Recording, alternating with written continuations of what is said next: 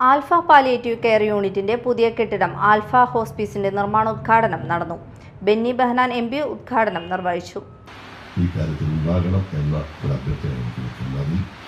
എൻ്റെ പങ്കാളിത്തവും സഹകരണവും ഉണ്ടാകും. എൻ്റെ പങ്കാളിത്തം ഇങ്ങോട്ട് പറയുന്നതിനുണ്ട് അവിടെ ഇരിക്കുന്നുണ്ട് പുള്ളിക്കാരത്തിൻ്റെ ഞാനത് പറയുന്നത് കൊണ്ടായിരിക്കുന്നു. എൻ്റെ പങ്കാളിത്തം ഉണ്ടാകും. ഞാൻ നേരത്തെ പറഞ്ഞല്ലോ, അത് ആൽഫ പാലിയേറ്റീവ് കെയർ വളരേണ്ടത് ഇതിൻ്റെ പിന്നിൽ പ്രവർത്തിക്കുന്ന നേതൃത്വം എടുത്തിരിക്കുന്ന കുറച്ചുപേരുടെയും ഒരു ആവശ്യം മാത്രമല്ല. ഇതൊരു പാലിയേറ്റീവ് കെയറാണ്. ബുദ്ധിമുട്ട് അനുഭവിക്കുന്ന, പ്രയാസം അനുഭവിക്കുന്ന രോഗികൾക്ക് ആശ്വാസം പകരാൻ, അവർക്ക് സ്വാതന്ത്ര്യം കൊടുക്കാൻ, അവരെ പരിചരിക്കാൻ ഉതകുന്ന തലത്തിൽ ക്രമീകരിച്ചിരിക്കുന്ന ഒരു സ്ഥാപനം. അത് ഇവിടെയുള്ള ആളുകൾക്കല്ല അതിൻ്റെ പ്രയോജനം. ഇവിടെയുള്ള സാധാരണക്കാരായ ഈ സ്ഥാപനവുമായി ബന്ധപ്പെട്ട് നിൽക്കുന്ന ആളുകൾക്കാണ് പ്രയോജനം.